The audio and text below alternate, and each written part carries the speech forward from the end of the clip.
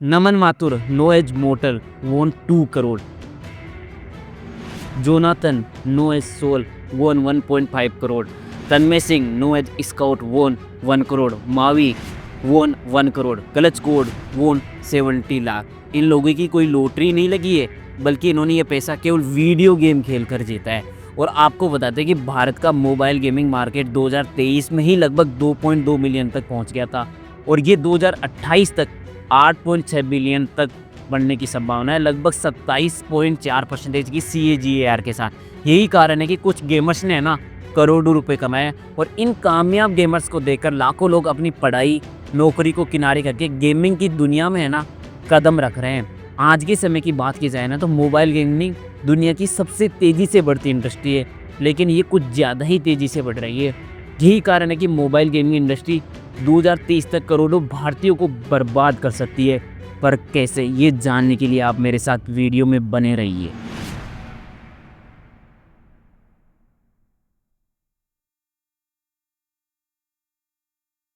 भारत में आज इंटरनेट और स्मार्टफोन लगभग हर घर की पहुंच में है।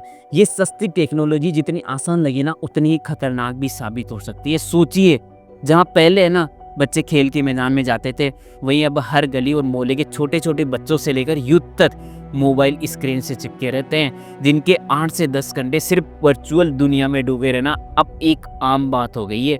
इसका नतीजा ये है कि मोबाइल गेमिंग का जो मार्केट है ना, बेतहाशा बढ़ रहा है। बड़े बड़े इन्वेस्टर, स्टार्टअप्स अरबों रुपए झोंक रहे हैं, लेकिन असल सवाल ये है, इस दौर में जो युवा है ना, वो क्यों खो रहा है। आपको बता दें कि अगर ये एनर्जी सही दिशा में नहीं लगी ना, तो 2030 तक लाखों युवा अपने कैरियर, पढ़ाई और असली सपनों से पूरी तरीके से कट जाएंगे।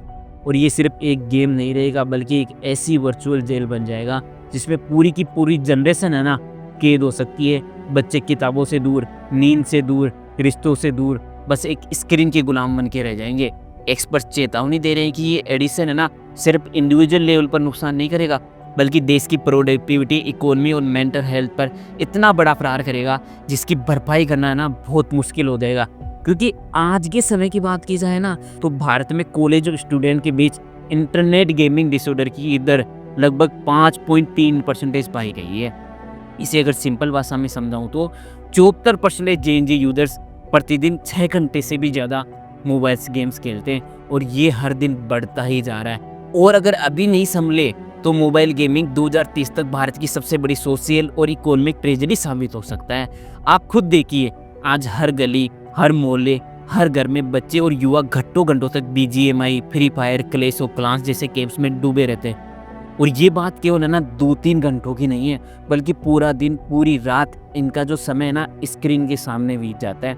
धीरे धीरे ये गेम खेलना सिर्फ शौक नहीं रह जाता है, बल्कि एक ऐसी लत बन जाती है जो पढ़ाई, नींद, सेहत और परिवार सब कुछ निगल लेती है। सच्चाई ये है कि लाखों में से केवल 1% लोग ही इस इंडस्ट्री में कैरियर बना पाते हैं। बाकी 99% लोग इसमें अपना सब कुछ गंवा देते हैं। उन्हें मिलती है सिर्फ आंखों की थकान, दिमागी तनाव, पढ़ाई में गिरावट, रिश्तों में दूरी और मानसिक अवसाद। जिन बच्चों का सपना कल तक डॉक्टर या इंजीनियर बनने का था ना, वह आज अपने सारे सपने मोबाइल स्क्रीन की चमक में है ना खो देते हैं।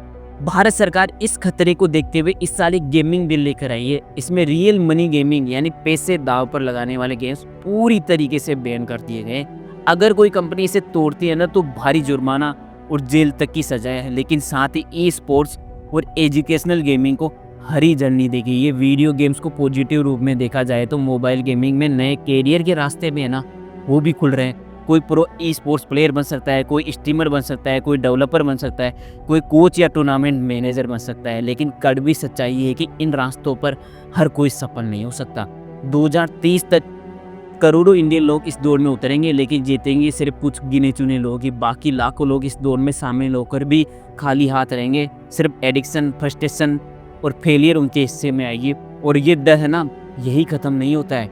मेटावर्स और AR VR जैसी नई तकनीकें इन एडिक्शन को कई गुना बढ़ा देगी। सोचिए, एक 3D है ना वर्चुअल वर्ल्ड जिसमें आप अपने अवतार के साथ पूरी तरीके से खो जाते हैं। गेम इतना असली लगेगा कि असल जिंदगी भी है ना फीकी पड़ जाएगी।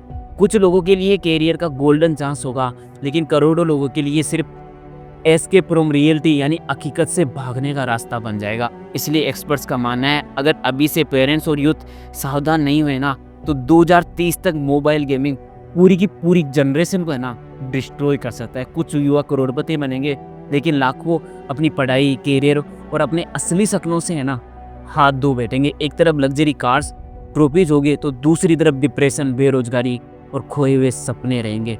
पर अगर कोई गेमिंग इंडस्ट्री में कामयाब होना चाहता है तो आपको बता तो इसमें कामयाब होने के बहुत ज़्यादा स्कोप है।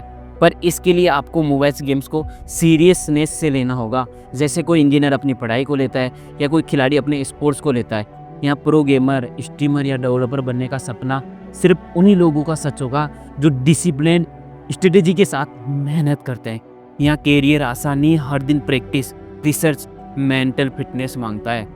लेकिन अगर बिना सोचे समझे सिर्फ एडिक्शन के लिए खेल रहे हैं तो याद रखिए ये एडिक्शन आपकी ज़िंदगी को धीरे धीरे है ना खा जाएगा। सबसे पहले ये आपको आपकी पढ़ाई से दूर करेगा, फिर कैरियर को निगल लेगा, फिर आपकी सेहत, फिर नींद बर्बाद कर देगा और आखिरकार आपको मिलेगी फ्रस्ट्रेशन, डिप्रेशन और फाइनेंशियल फेलियर तक ले जाएगा।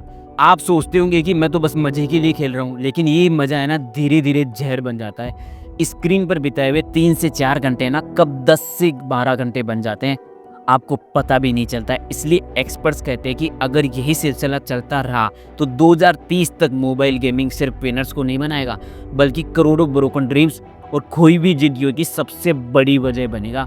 इसलिए सावधान रहें, गेमिंग को कैरियर बनाना है तो डिसिप्लिन के साथ, वरना ये एडिक्शन आपको कहीं का नहीं छोड़ेगा। तो दोस्तों अब आप समझ ही गए होंगे कि मोबाइल गेमिंग केवल टाइम पास नहीं है बल्कि भविष्य का सबसे बड़ा खतरा भी है। और इसीलिए ये तय करेगा कि आप 2030 तक विनर साइड में होंगे या लूजर साइड में। अब आपकी बारी है। आपको क्या लगता है मोबाइल गेमिंग भारत को 2030 तक मजबूत बनाएगा या बर्बाद कर देगा? नीचे कमेंट करके ज़रूर बताएं। और हाँ, अगर ये वीडियो आपको अच्छा लगा हो तो लाइक करें, शेयर करें और सब्सक्राइब जरूर कीजिए।